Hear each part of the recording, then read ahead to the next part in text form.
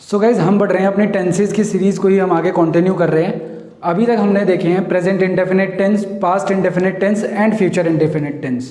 आज हम अपने कॉन्टिन्यूअस से शुरू करने वाले हैं। आज हम डिस्कस करेंगे प्रेजेंट कॉन्टिन्यूअस टेंस को।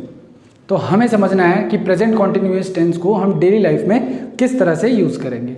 सो चलिए बिना कोई देरी के हम शुरू करते हैं अपनी वीडियो के साथ। देखिए आज का जो हमारा टेंस है, जैसे कि मैंने आपको बताया, आज हम डिस्कस कर रहे हैं प्रेजेंट कॉन्टिन्यूअस टेंस को।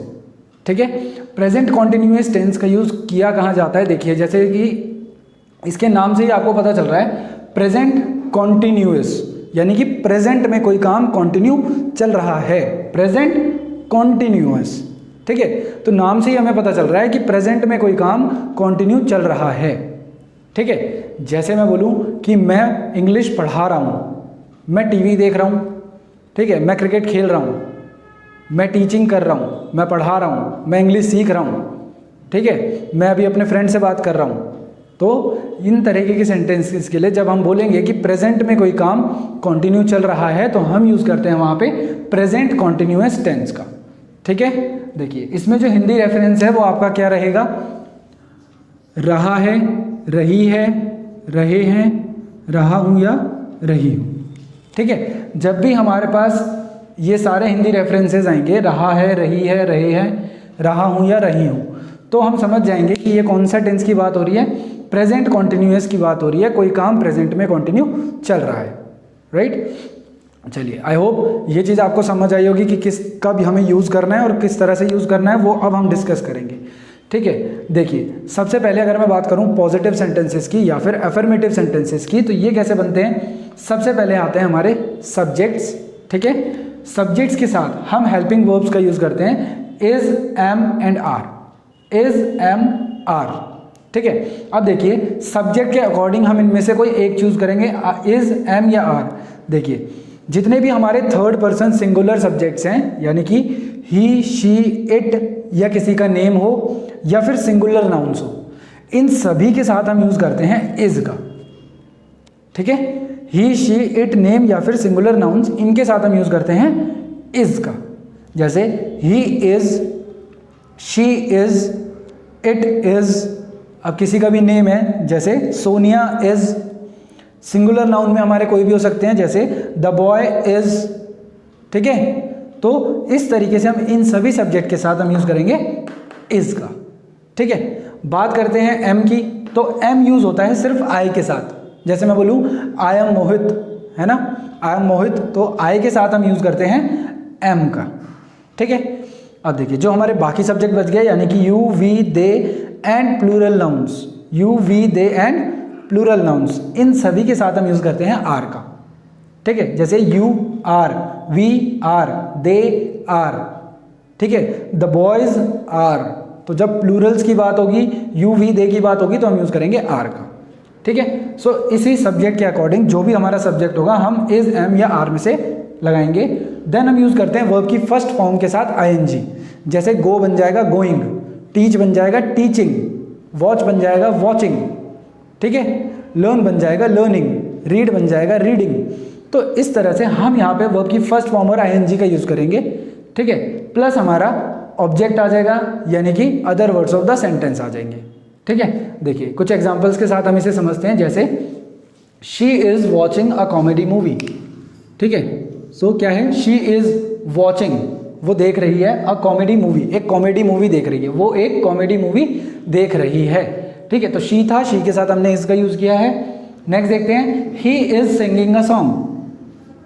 ठीक है, वो एक गाना गा रहा है, वो गाना गा रहा है, ही के साथ हमने इसका यूज़ किया। देन आईएनजी फॉर्म का यूज़ किया।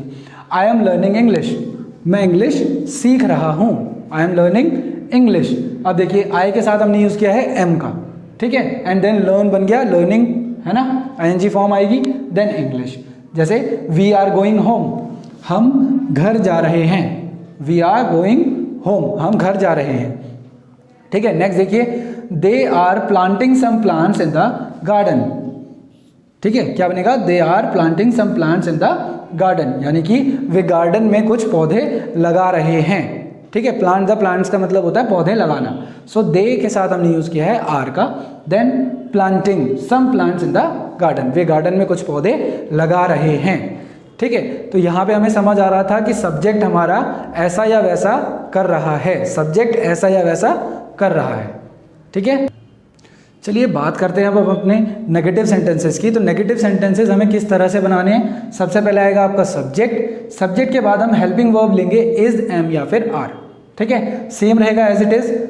जिन सब्जेक्ट के साथ इज आएगा, he, she, it, name, singular nouns, मैं आपको ऑलरेडी बता चुका हूँ। इन सब के साथ आएगा इज, आई के साथ हम लगाएंगे एम, एंड जो बाकी सब्जेक्ट हैं you, we, they and plurals, इनके साथ लगाएंगे हम आर। ठीक है, हेल्पिंग वर्ब के बाद आगे हमें सिर्फ नॉट का यूज करना है, इज नॉट, एम नॉट या फिर आर नॉट। ठीक है, प्लस वर्ब की first form ING plus object. ठीक है, देखिए इज नॉट की कॉन्ट्रैक्शन फॉर्म क्या होगी? इज नॉट, इसकी कॉन्ट्रैक्शन फॉर्म होगी इजंट। डायरेक्ट आप कॉन्ट्रैक्शन फॉर्म का भी यूज कर सकते हो, direct isn't. Then am not, मान लीजिए यहाँ पे एम नॉट है, एम नॉट की कॉन्ट्रैक्शन फॉर्म एंट, क्या होगी? एंट। ठीक है, then are not, are not की कॉन्ट्रैक्शन फॉर्म क्या हो जाएगी? आंट। ठीक है, सो कॉन्ट्रैक्शन फॉर्म्स का आप यूज़ कर सकते हो डेफिनेटली, और मैं तो यही बोलता हूँ कि कॉन्ट्रैक्शन फॉर्म्स का ही यूज़ करिए ज़्यादा से ज़्यादा। ठीक है, देखिए चलिए अब समझते हैं कुछ एग्जांपल्स के साथ कि किस तरह से ये आएगा। जैसे she is not watching a comedy movie, ठीक है, वो एक कॉमेडी मूवी नहीं देख रही, तो इज़ नॉट आ गया।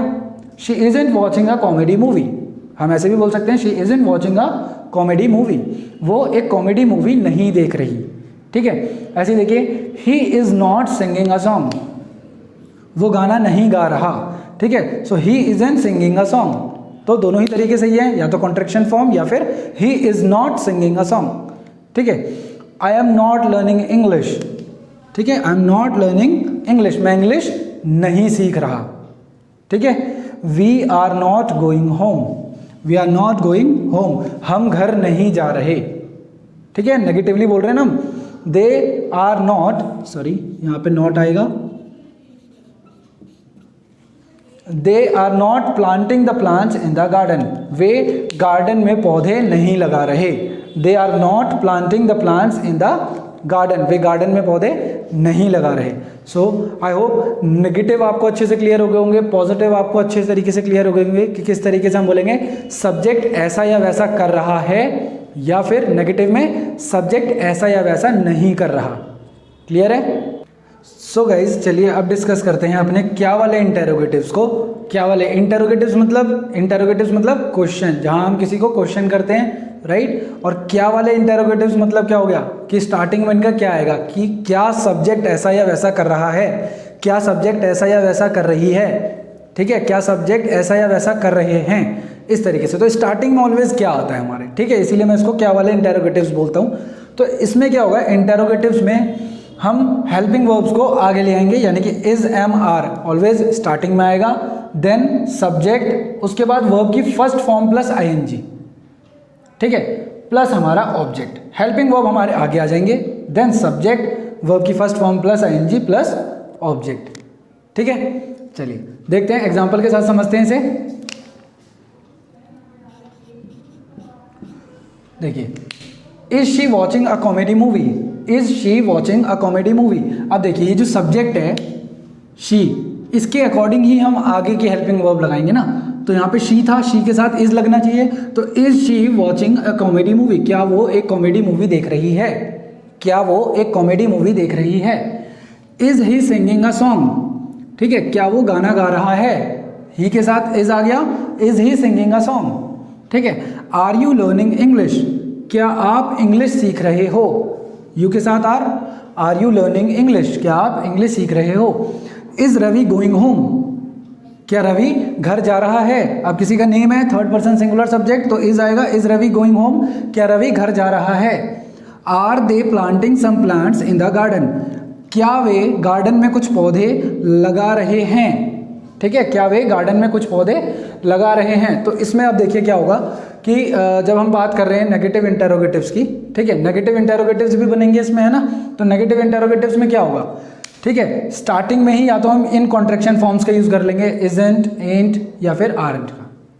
ठीक है, या तो स्टार्टिंग में ही हम इनका यूज कर लेंगे, या फिर हम यूज़ कर सकते हैं इज एम आर, ठीक है, स्टार्टिंग में ये आ जाएगा plus subject plus not plus verb की first form ING plus object, ठीक है। सो दोनों ही तरीके हमारे सही है, या तो स्टार्टिंग में ही आप कॉन्ट्रैक्शन फॉर्म यूज़ कर सकते हो या फिर इज एम आर स्टार्टिंग में रख के सब्जेक्ट के बाद हम नॉट का यूज़ कर सकते हैं, ठीक है।